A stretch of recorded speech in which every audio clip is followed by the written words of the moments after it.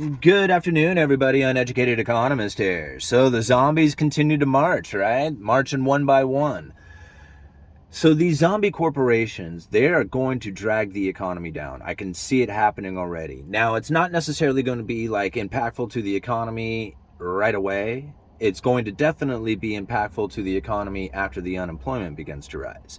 Now, this is what I have been thinking for quite some time, that the Federal Reserve wants to knock the heads off these zombie corporations in order to get the unemployment to rise. And now I know it's really difficult to try and wrap your head around all this stuff because a lot of people are questioning, like, where did all the employees go, right?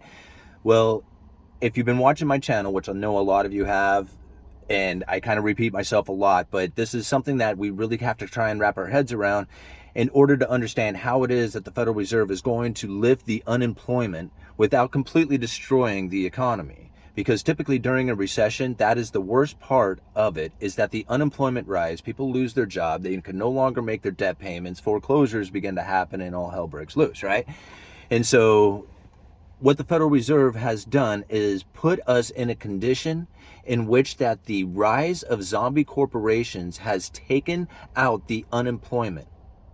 Okay, now think about this. The unemployment is gone, right? I mean, we are like sitting at record low unemployment during a time where we had a pandemic taking place. I mean, does that make sense? I mean, that doesn't make sense to me, that we just come out of this absolutely crazy time in which that everybody was getting sick and dying, and yet we have everybody working. Nobody needs to work. Nobody needs a job. I mean, this doesn't make sense to me, right? Just the thought of it, when you just put it out there and say that. But when you think back on how it is that these zombie corporations were giving the environment to rise way beyond where they should have been, then it kind of makes sense that we have businesses that are now occupying the space in which that good, viable corporations should be. So they're making it more difficult on businesses and industries out there because these zombie corporations are in existence. I'm getting kind of confusing on that. Okay, let's just make it simple. The rise of zombie corporations has now taken the best talent, the resources, and everything out of the economy in order to keep the unemployment low. And the Federal Reserve has allowed this condition to exist. In fact, they exasperated the condition during the pandemic with the use of special purpose vehicles. And now, I know I have gone over this a lot, right? And people have heard this many times, but like I said, it's really important to understand this part because it was the rise of zombie corporations during the last, decade that has taken place with these ultra low interest rates. But then it was also during the pandemic, it was exasperated, right? It was pushed more into a condition in which that they could even grow even bigger.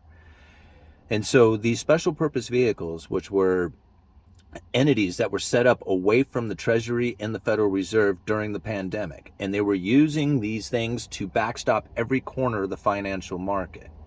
And now if you think about the special purpose vehicle that was backing the corporate debt, these guys said that they were going to be buying hundreds of billions of dollars worth of corporate debt. The investors ran out there, started buying up this corporate debt. This started funding these corporations. Now you think about it, even if it was like junk bonds or just businesses that weren't even selling bonds, you got to understand what the condition of the environment had done.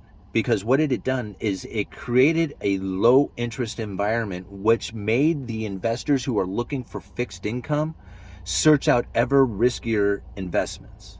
And that's where these businesses were able to exist and grow stronger. I mean, they should never have even come into existence, or I shouldn't say they shouldn't have come into existence. They shouldn't be allowed to stay in existence if it wasn't for this ultra cheap debt that they are getting. And now even the companies that are not selling these corporate bonds, what ends up happening is that they get loans through collateralized loan obligations. And now this is even more complicated than these corporate debt facilities or anything else that goes on out there. But these collateralized loan obligations is a way that funding can now travel through to these businesses that are like not even capable of selling junk bonds. They're in such bad condition. That's how risky they are. But yet these CLOs are running rampant through the economy all the way up until now when we start to have interest rates rise.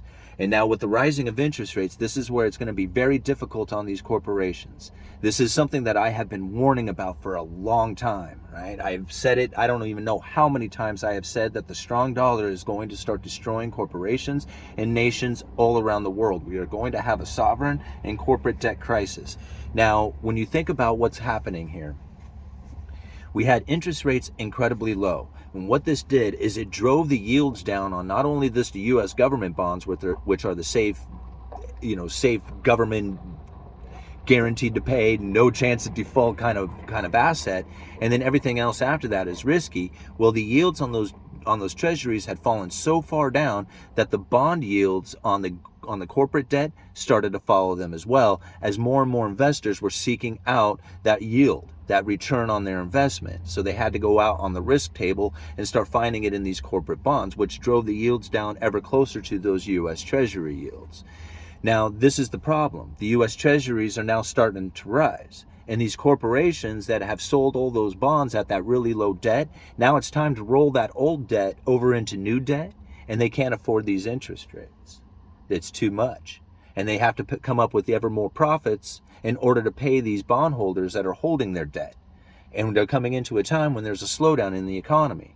So these corporations, they're going to start suffering, and they're going to start suffering big time, and they're going to start going out of business, and those people who are working for those corporations, they're going to start becoming unemployed, and the unemployment's going to begin to rise. And this is what the Federal Reserve was really looking for, was killing off these zombie corporations. And it's going to start happening really soon. You're going to start seeing it on a grand scale.